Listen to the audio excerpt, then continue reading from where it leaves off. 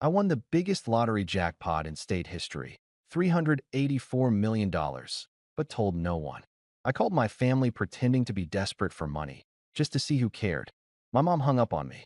My brother said I was a loser. But my younger sister drove 200 miles with her last $500. What I did next changed everything. My name is Mark. I'm 32, the oldest of three, and the family's invisible cushion, always catching, never caught. I'm a sales manager for luxury toilets. Yes, toilets. I can talk flush rates, rimless bowls, and bidet attachments like poetry. I spend weekdays in a bright showroom with chrome everywhere, convincing people a quiet close is worth extra dollars. I'm good at it. I keep lists. I hit targets. I stack chairs after events. My brother Dylan is the golden child. He's 29 and working on a startup that lives on our parents' couch. He posts motivational quotes over photos of rented cars. Mom shares them with so proud captions. Dad nods like the sun is doing its job. My sister Jess is 24 and soft-spoken. She works two part-time jobs and still texts me home safe when it snows. She wasn't born golden. She learned to be helpful. The trigger didn't come with fireworks. It came with roast beef and paper napkins. Sunday dinner. Dylan telling a story about a meeting with an investor at a bar. Mom refilling his plate like he was in training for the Olympics. I mentioned I'd gotten Employee of the Quarter. Plaque on my desk. A small bonus. Mom smiled at her glass. That's nice, honey. Dylan tapped his fork on the table. Sales, huh? Easy stuff. Just talk pretty. Dad cleared his throat. Your brother's under pressure. Investors take time. I reached for the salt. Mom beat me to it. By the way, she said, casual as weather, Dylan's credit card got weird charges. We're helping him sort it out, but rent is due. Family helps family. Everyone looked at me. The background character. The cushion. I swallowed. How much? Just a little bridge, Mom said. You always land on your feet. Jess stared at her plate. I caught the tiniest shake of her head, like let it go. I did. I chewed. I smiled. I stacked plates after. Then later, alone in my car, I turned on the radio to drown out my thoughts and saw a notification glow on my lock screen. One number. Too many zeros. My hands went still on the wheel. The showroom. The toilets. The plates I'd just stacked. All of it shifted, like the room had quietly tilted, and only I noticed. I didn't text anyone. I didn't drive back. I sat there with the engine off, the radio hissing, and realized I wasn't the cushion anymore. I was something else. And I needed to know who cared when I had nothing at all.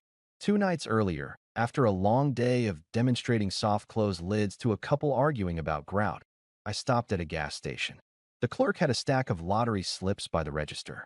Big rollover, he said, bored. I don't buy tickets. I sell toilets, not dreams.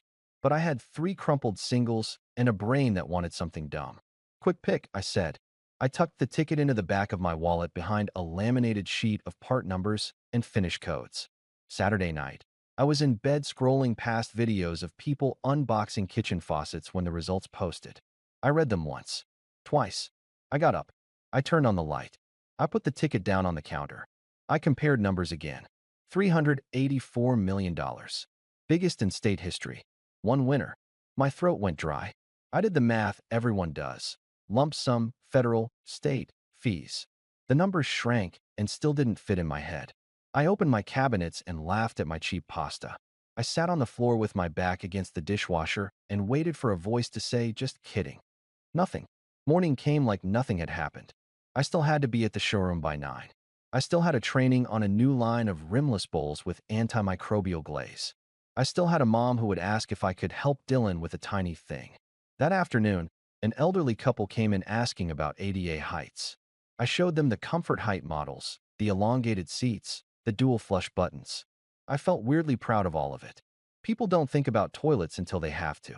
Then they need someone calm who knows the difference between 1.28 GPF and zero point 0.8 on eco. I'm that guy? I guide. I don't push. I also don't say no. Not at work. Not at home.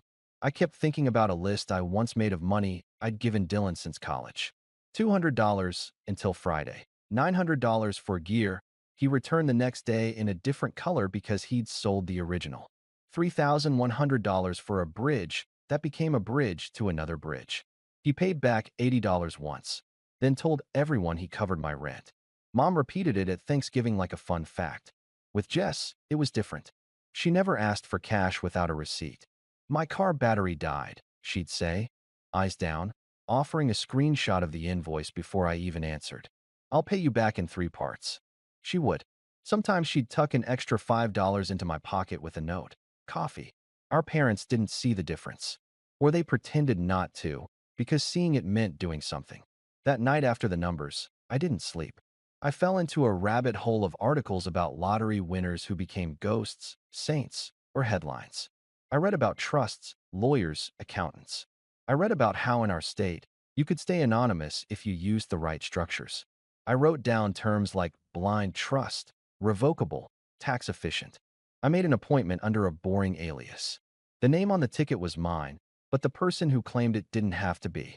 Sunday dinner happened. The Golden Child story played. The cushion performed. The trigger landed. Family helps family. I drove home and stood in my kitchen, staring at a post-it where I write, in tiny letters, "You're not a bad son for having boundaries." Jess gave it to me last winter after I told her I felt guilty for wanting peace. I decided I needed proof. Not of who loved me. Love is cheap in words and expensive in actions, but of who would pick up when it cost them something. The plan formed with the same bland practicality I used to schedule deliveries. It felt cold. It also felt like the only way to cut through the noise. I wasn't out to humiliate anyone. I wanted to stop arguing with a feeling and get an answer. First, I had to lock down the basics. Monday morning, I called a lawyer from behind a stack of brochures. We met in a small office with 2 bright lights and a fern that needed water. She listened, then said, "Anonymity is doable here. We'll build a trust to claim. We'll build a second trust for giving. We'll put all asks through a process, not people. But the hardest part won't be the paperwork." "What's the hardest part?" I asked. "Saying no and wearing it," she said. "People will call you selfish. They will say you owe them your life. Decide now what you believe." I believed I was tired of paying admission to be in my own family. That evening, Mom sent a long text about how Dylan had so much potential, but needs a soft place to land. She wrote, "I'm putting you down for $1,500. We'll square it later." No question mark. I didn't respond. I watched my phone buzz on the table like a trapped fly. Tuesday, I bought a cheap flip phone with cash and a prepaid card. I typed a short script in notes on my regular phone so I wouldn't improvise. I would call each of them from the flip phone. I would say the same thing. I would ask for the same small thing. Not a wire, not a plan, just $60 to get through 2 days. A number small enough to be about care, not investment. If they said yes, I'd accept, and then I'd return it with interest and an apology. If they said no, I'd accept that too. No scenes, no lectures, just data. Wednesday night, after closing, I sat on a plastic chair in the warehouse, next to pallets of boxed toilets labeled fragile. It made me laugh. Everything was fragile. I breathed in the clean cardboard smell, opened the flip phone, and scrolled to new contact. I started with Mom, then Dylan, then Jess. I watched the second hand on my watch jump from line to line like a metronome. I promised myself I wouldn't change the question mid-call to make it easier on them. I promised myself I'd listen. Call one, Mom. "Hello." She sounded hurried and annoyed, like I'd interrupted her schedule. "Mom, it's me. Sorry for the number. My phone died. I'm..." I swallowed. "I'm in a bind. I need a small favor. Just $60 to get through to Friday." Silence. Then a sharp exhale.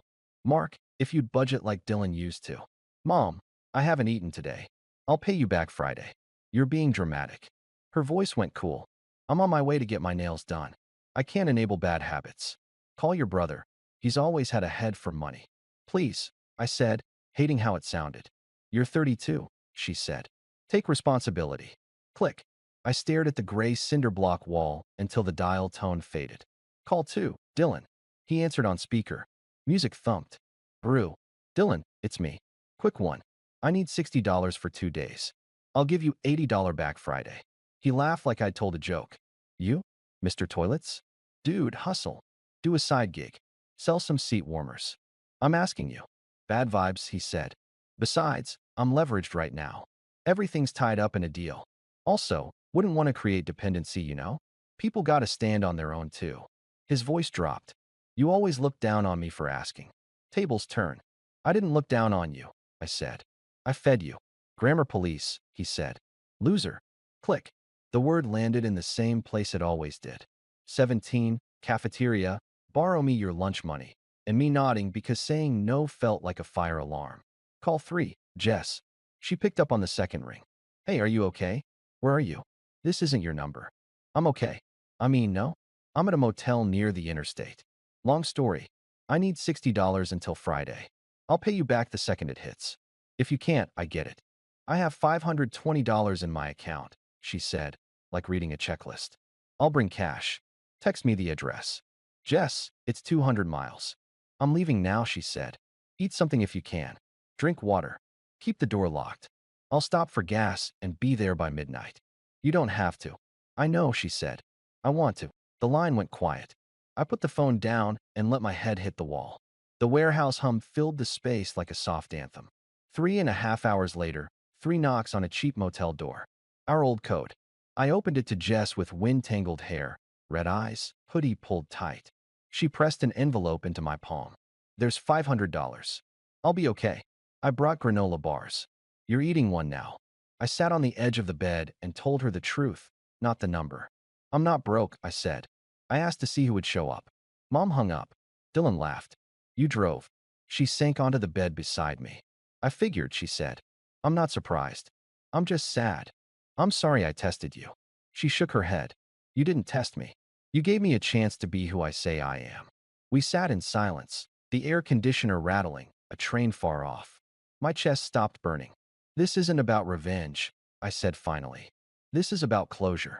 What does closure look like? She asked. Cash back tomorrow, I said. Then lawyers. Then rules. Rules like what? Like we stop paying to be loved? I said. Like no means no. Not convince me. At 9 a.m., we met at the bank. I returned her $500 plus gas, plus extra for a proper breakfast. She tried to push it back. I closed her fingers over the envelope. Non-refundable, I said. She cried in that tiny, quiet way people cry when they're more used to swallowing it. At 11:30, we sat in my lawyer's office again. I told Jess what we were building. A trust to claim the prize, a firewall between me and the circus, a second fund for scholarships and emergencies. Real ones, with clear criteria so decisions weren't about who shouted loudest. The lawyer ran through the plan. Anonymity is possible here, she said. All requests go through my office. You will not be reachable by people who refuse process. Jess raised her hand like we were back in school. Can we make a scholarship for kids who work and study and get told it's not enough? Yes, I said. We'll make it boring and strong. We kept it simple. No dramatic purchases. No headlines. The trust claimed. A benign statement went to the press from an anonymous local. In our town, rumors grew legs. That's fine. Legs can run in circles. The call started anyway. Day 1, 10 missed calls from Mom. 4 from Dylan. 1 from Dad. I let them ring. Mom's voicemail. I heard something. You didn't tell me because you're spiteful. Come over now. Dylan's text. Bro, front me $5K. Quick flip. Day 2, 23 missed calls. Mom, this family runs on trust. Dylan, you owe me for believing in you when no one else did. Dad, call your mother. Jess forwarded me 3 texts from Mom. Are you with him? He's being dramatic. Don't enable. Jess didn't answer. We went to a hardware store and bought her a new deadbolt. Day 3, Mom switched to guilt. My blood pressure is through the roof. Dylan switched to rage. Snake. Dad sent a longer one. Son, money is complicated. Let us manage. We've always managed things. I sent 1 text from a new number to the family chat. I'm fine. Don't come to my apartment. Don't contact Jess about me. All money requests must go through Attorney K. That's the rule. If you want to talk, it won't be about money. Mom replied in under a minute. You're ungrateful. We gave you everything. I typed, deleted, typed, deleted. I put the phone down. A week passed. The showroom felt different, lighter. I still smiled at people who made jokes like royal flush, huh? I still explained trapways with patience. But between customers, I made lists about my own life. Sleep more, say no, learn to cook something not from a box. Jess and I met on Sundays. Coffee, groceries. We built a budget where she wasn't punished for being alive. Dental. New tires before they explode. A line called joy with $50 for flowers or a book or a ticket to something dumb and happy. I placed a protected fund in her name with a financial advisor whose favorite word is no. Guardrails everywhere. Not because I don't trust Jess, but because I trust the world to take advantage. Meanwhile, the family machine spun. Aunt texts, "Your mom is heartbroken." Cousin DMs, "Dylan says you iced him out." A neighbor, "Is it true?" I said the same thing to everyone. "I'm okay. I'm offline for a bit." 2 weeks in, Mom showed up at my building with a casserole, like we were in a sitcom where carbs cure boundaries. The doorman called me.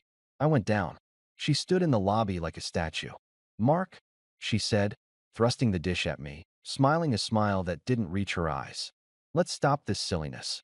"Mom," I said, "you hung up on me when I asked for $60. I knew it was a stunt," she said. "You were trying to manipulate me." I said I hadn't eaten, I said. "You told me to take responsibility." "You're 32, she repeated. "And this lottery nonsense. You think money replaces family?" "I think family shouldn't be transactional," I said. "I think saying no shouldn't be treated like a crime." She sniffed.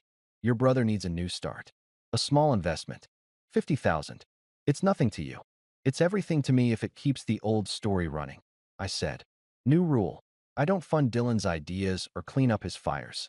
If he wants help, I'll pay for a therapist and a financial counselor. Not a lifestyle." "You're cruel," she said, voice shaking. "No," I said. "I'm done being useful at the expense of being a person." She left the casserole. I gave it to the doorman. He shrugged and said, "It's okay, but salty." That night, Dylan called from a blocked number. I answered. "Congrats, big man," he said. "Everyone knows. Time to share the wealth." "I'm not discussing money with you," I said. "If you want to talk about life, we can try." "Spare me," he snapped. "After everything I did for you. You borrowed $12,940 from me over 9 years," I said. "You paid back $140. He snorted. "You kept a spreadsheet?" "Psycho." "I did," I said. "New rule. I'm not a lender." "So this is revenge," he said. "This isn't about revenge," I said, steady. "This is about closure." "You're dead to me," he said. Then, 2 seconds later, texted, "Okay, but serious. 20K right now, and I'll never ask again." I blocked the number. Days got quiet. And good. I learned to make eggs that didn't taste like sadness. I started running in the mornings before the showroom opened. I slept. I answered emails from the scholarship admin we hired. We set criteria that made sense. Proof of work hours, community college preference, short essays that were about real life, not fancy words. We launched softly. Applications flooded in. Stories that sounded like Jess. Stories that sounded like me. A month in, Dad texted, "Coffee." He picked a diner with big windows and bad art. He looked smaller than I remembered. He wrapped both hands around the mug like it would steady him. "I should have said more," he said. "When you were kids." "Yeah," I said. "It wasn't a whip. It was a fact. I let your mother set the weather," he said. "I thought I was keeping the peace." "I was just keeping you quiet." I nodded. "I don't want to fight," I said. "I want a different pattern." He nodded back. "I'm sorry," he said. They were small words. They mattered. He didn't ask for money. I didn't offer. We ate pancakes and talked about a baseball game like normal people. Mom didn't soften. She escalated. She sent photos of us as kids with captions like "Remember?" I remembered. I also remembered counting out cash to keep Dylan from being evicted while Mom said I was so mature. At the 6-week mark, a letter arrived at the lawyer's office from Dylan titled "Proposal." It was written like a pitch deck, with charts pulled off the internet. It asked for $250,000 for a luxury lifestyle brand. Under team, he'd listed mom, operations, dad, logistics. Under advisor, he'd put my name. The last slide said, "We are family." The lawyer called it impressive in its boldness. I called Jess. We laughed until we cried, then just cried. I wrote one last email through the lawyer. Simple. I am not participating. Do not contact Jess about me. If you want a relationship, it will be built on conversations that are not about money. Otherwise, we are done. The lawyer sent it. I turned my phone face down and went for a run. The air felt clean. Closure isn't fireworks. It's a quiet you notice one Tuesday when the coffee tastes like coffee and not dread. I don't have a dramatic reveal story. I didn't show up to a family party with a camera crew and a giant check. There was no speech. No applause. Just smaller, Truer things. Sunday mornings, Jess and I walk by the river with takeout cups. We argue about whether ducks or geese are funnier. She laughs from her stomach now. She doesn't apologize for taking the last muffin. Her car starts without a prayer. She has a dentist appointment on the calendar she won't cancel. At work, I still sell toilets. I still like it. People still make jokes. I still smile. I've learned that dignity lives in knowing your craft, even if your craft is porcelain. I help an older man choose a seat that won't hurt his knees and think, this is actually good. Money didn't make my job smaller. It made the rest of my life less loud, so I can hear myself when I'm doing it. Mom and I are complicated. She sends photos sometimes. I don't reply to the ones with captions like, family first. I do reply to the one where Jess is 6 in a sunflower dress. She's still that kind. I write. Mom writes back, you've changed. I think, yes. Finally, Dylan cycles between silence and new numbers. I don't pick up. The trust pays for a therapist if he ever calls the right person. I hope he does. I'm not the net anymore. Dad texts me baseball scores and low-stakes questions. We meet for pancakes once a month. He tries. I meet him there. Our conversations are small and clean. That feels right. The scholarship fund emails me names I don't share with anyone. I read essays late at night about kids closing at the grocery store and opening laptops at 2 a.m. I recognize the grit. We send yes. I imagine them buying a textbook without bargaining with their own needs. I keep one sentence taped to my fridge. I will not pay to be loved. Under it, in Jess's handwriting, I will give where it heals. That's my system now. That's my budget. If you're the cushion in your family, I don't have a magic trick. I have a boring one. Write the rules you wish someone had given you. Follow them even when people call you cold. Count actions, not speeches.